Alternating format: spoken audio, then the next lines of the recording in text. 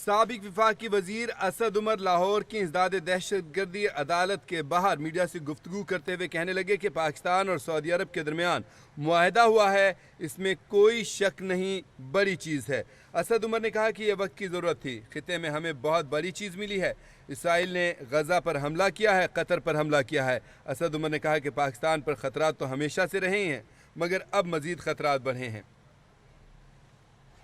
ان کا دفاعی معاہدہ ہوا ہے، اس میں کوئی شک نہیں کہ ایک بڑی چیز ہوئی ہے، بہت بڑی چیز ہوئی ہے، اور اس سے پاکستان کو ایک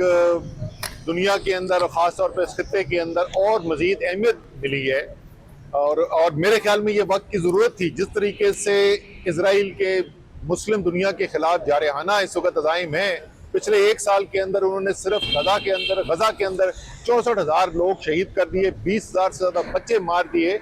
لیکن صرف غزہ میں نہیں ہو رہا، وہاں پہ انہوں نے لبنان میں بمباری کی، سیریا میں بمباری کی، انہوں نے یمن میں بمباری کی، انہوں نے ایران پر حملہ کیا، انہوں نے قطر پہ حملہ کیا۔ تو یہ بہت ضروری تھا کہ مسلم دنیا جو ہے وہ بھی آپس میں متحد ہو اور اس جارحیت کا جواب دیا جائے۔ لیکن جہاں یہ ایک پاکستان کے لیے ایک فخر کی بات بھی ہے، ساتھ ساتھ یہ بھی ہمیں بالکل واضح ہونا چاہیے